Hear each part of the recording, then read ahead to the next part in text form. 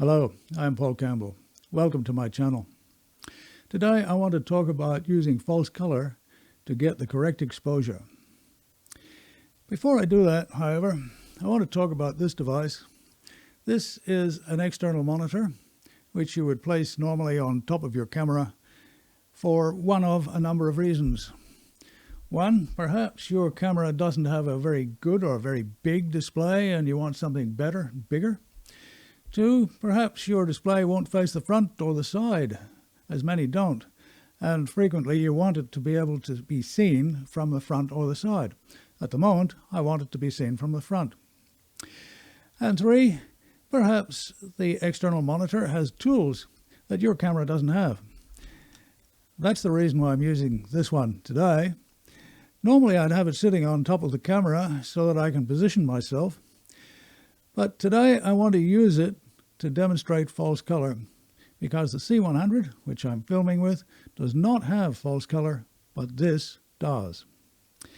Now this is a Ninja blade. It's pretty much obsolete.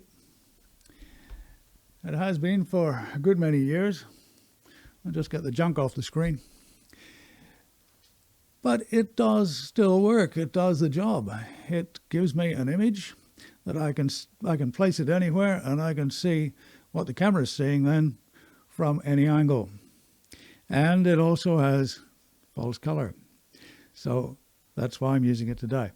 But let's take a look around it. It's a fairly simple looking device. It's quite chunky. It's quite big. And I'll tell you the reason for that in a moment. On this end we've got an on-off button. On the back we have two batteries. These are the Sony NPF type batteries, which are easy to find, relatively cheap if you don't buy the actual Sonys. And, well, they do have a problem in that they take forever to charge. On this end, we have two HDMI ports, one for HDMI in and one for HDMI out. We also have headphone ports or jacks, one for in, one for out, and we have a timecode jack. This cable gets in the way a bit. On the front, of course, you've got your screen, as you might expect. Top and bottom, there is a 1/4 inch BSP for attaching it to the camera or to a stand. Now, let's take a look at what false color. Oh, before I go on, I did say I'd explain why it's so thick, and that is because this is actually a recorder as well as a monitor, and it has a removable, allegedly removable, there it comes. It's always been hard to get this out. This holds a disc, standard 2.5 inch disc.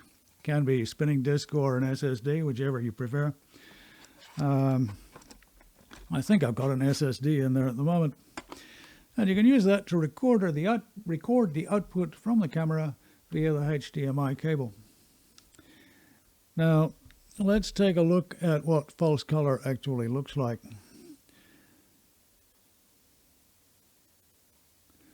This is false color. I'll clear the junk off the screen so you can see it a little more clearly, though you won't be able to see it all that clearly at this distance. You can see that the image is still quite visible. You can see me, you can see the lamp over there, you can see all the details in the scene. But the colors are all pretty strange. That's why it's called false color, because the colors are no longer the actual colors. There's some other colors. Now it's a bit like painting by numbers. What happens is that everything in the scene is painted with a color relating to its exposure or brightness. The colors can be anything. Different manufacturers use different colors, but generally they would use a red or a yellow a red and a yellow probably for the really bright parts, and darker colors for the really dark parts. In the Ninja blade here, they use red for overexposure and then yellow. And for underexposure, for the really dark brightnesses, if you can have a dark brightness, The really dark ones, they use shades of blue down to very dark blue. In the middle, you have shades of gray, you have a green, you have a pinkish color. And each of these colors represents a particular range of brightness. Now, the thing about false color is that it's easy to see where your brightnesses are in your scene. It's easy to see what things in your scene have particular brightnesses. You can see in this one, most of the things are blue, so they're fairly low brightness. But you'll see my face is pinkish gray, and that places it somewhere in the middle. Now we'll find out exactly what each of these colors represents shortly, because I'm going to do an experiment in which I illuminate a white target. I'm going to illuminate it very strongly and make it overexposed to start with, and then I'm going to bring the exposure down gradually and obtain each color separately on that target. And for each one, I'm going to look at the waveform monitor and just see what the brightness is. Now, while I'm talking about waveform monitor, as I say, it's very easy to see where the brightnesses lie, or what parts of the image have particular brightnesses, because you can see the actual scene. You can see everything there. It's still there. Let's compare that with the waveform monitor. I'll just bring that up. Now, this is the waveform monitor for this scene. As you can see, it's pretty abstract. You can't actually see the scene itself. You can't see the elements. But what you're seeing there is a graphical representation of the brightnesses across the scene. It takes a bit of practice and expertise to determine where everything lies in that diagram. For instance, where's my face in there? Where's the skin tones? That's the important thing that you want to see. It's not exactly obvious, shall we say. All right. Let us now go and do that experiment. I'm going to start with the brightest of the colors, which I'll generate on a white target by illuminating it as brightly as I can using my studio light here and opening the camera aperture wide open. I'll then proceed down through the colors down to the darkest one. Let's get started. We begin with the target well overexposed, bright red. And when we move to the waveform monitor, we see it is well over 100, about 110. Now the next color is sort of a brick color, and going to the waveform monitor, you'll see we have 95%. Now the next color is yellow, and this one is showing at 90%.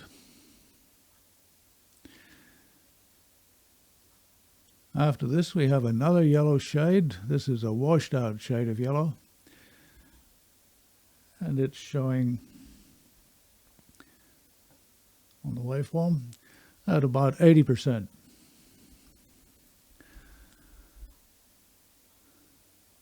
Now after this, we have the first of 3 shades of gray. This is the lightest one, and this one is at 70% on the waveform. Now our next color is a sort of a terracotta, and on the waveform we see 55%.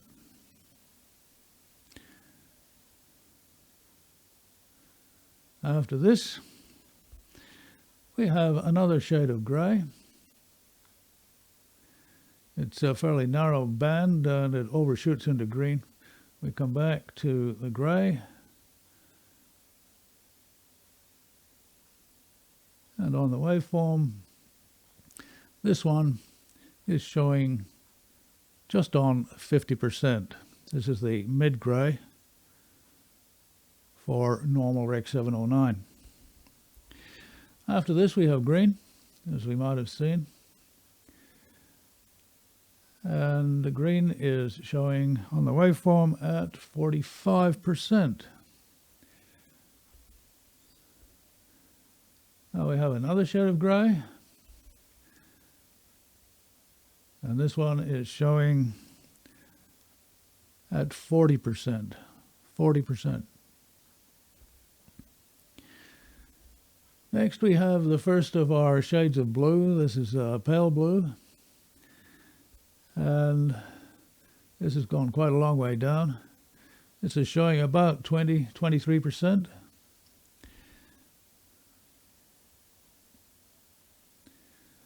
Now we have the next shade of blue, darker blue.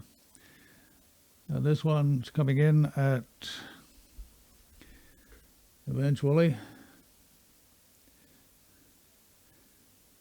around the 10% mark.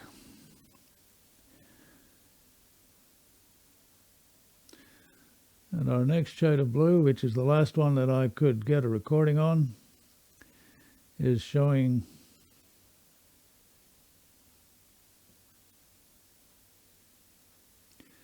at basically 0%. There is another level below this one, which is actually going below 0.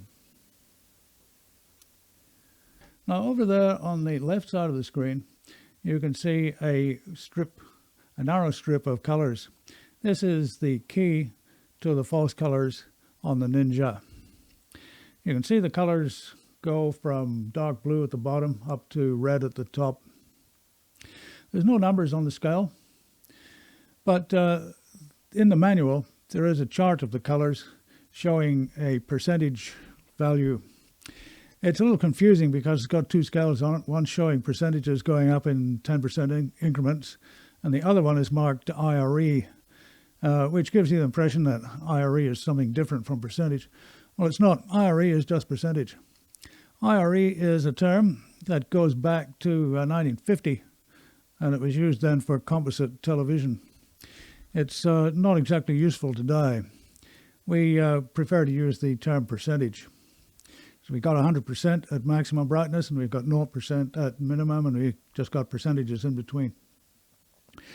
Now, all the numbers that we got from the waveform monitor as I went through this experiment, I've recorded those on a chart, and this is the chart. These numbers are in very good agreement with the ones in the manual for the Ninja blade, as you might expect. But I don't regard this chart as being particularly useful because every manufacturer has got their own version of colors. You'll see that in a moment when I go into Davinci Resolve. You'll see there when I put false colors on in Davinci Resolve, the colors are completely different to the ones on the Ninja. And later, when I show you the colors on the BlackMagic 6K Pro, which has false colors built in, when I show you those colors, they'll be different again. So the thing is to find out what colors your particular camera or monitor uses and commit those to memory. Usually you'll have a key on the screen like the one on the Ninja, and although there's no numbers there, you can eyeball what things are roughly. You can see that halfway up is there is a gray there, and that's obviously 50% because it's in the middle. And you can gauge where the others are roughly. All right, let's move into Davinci Resolve. Let's move into Davinci Resolve. Now, here we are in Davinci Resolve. I'm going to start by looking at the waveform. Here I've detached it and moved it below the image. Now this is a very simple scene, So interpreting the waveform is fairly easy with a bit of practice. The thing to remember is that blacks are going to be at the bottom and whites are going to be at the top, regardless of their position in the frame. In Resolve, there is a useful tool, Display Qualifier Focus.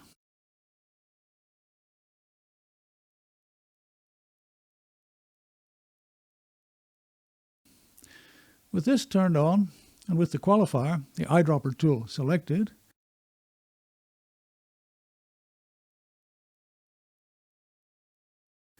we place the eyedropper on the image, and a circle appears on the waveform.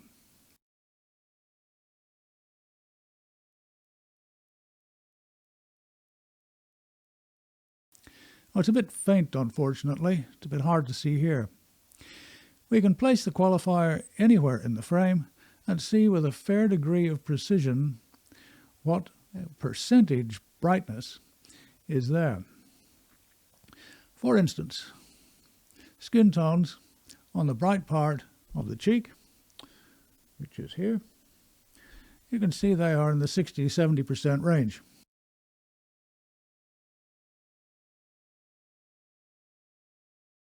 Of course, this isn't post. While we're shooting, we don't have the luxury of seeing this. Now let's apply false color. I'll remove the waveform because false color makes it go bonkers.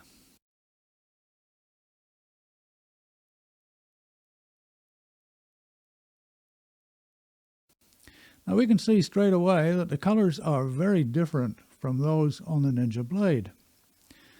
There's also a percentage scale on the key, which is very useful. The green and the pink zones are things that we can aim for. Here's a gray card, 18% gray, for reference. Here's how it shows on the Ninja blade.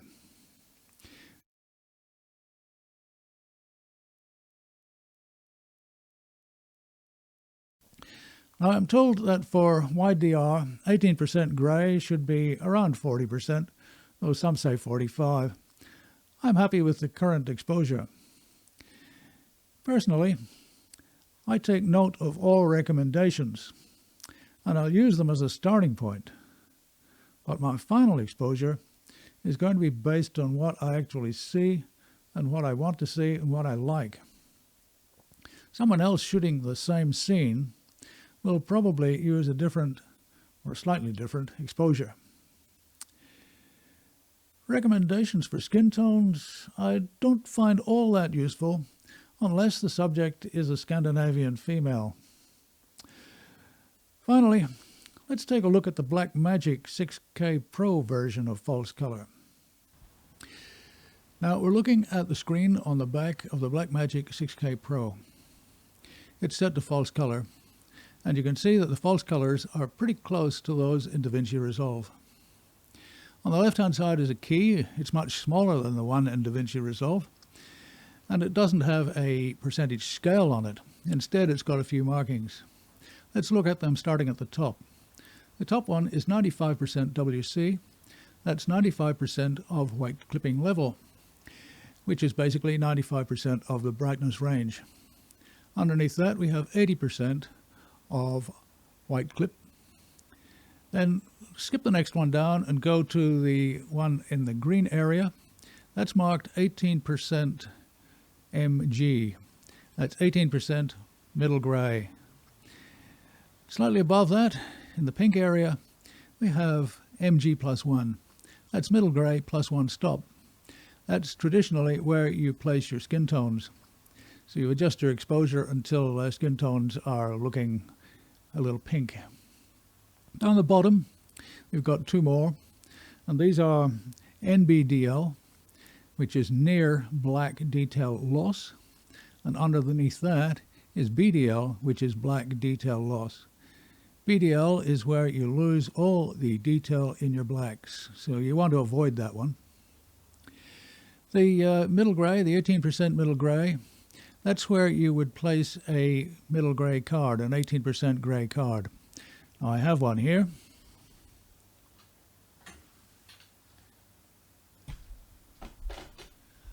And we can see that it's a nice green color, which means that we have correct exposure as far as green cards go. Now, if you're looking at my skin tones, you'll see that they're not entirely pink, but they're grading from pink into grey, which is probably a reasonably good place for them to be. You've got the choice, really, of having your skin tones ideal or having your grey card exposure ideal. It's a matter of what works for you. And the other things you need to be sure of is that you're not outside the 95% white clip. In fact, you probably don't want to be at that level. 80% would be as high as you'd like to be at that end. And you certainly don't want to be in the black detail loss area. Unless, of course, those are shadows that you don't care about. Okay, now back to normal view. Well, that about wraps it up for false color. We've had a good look at what false color is. We've looked at two different cameras.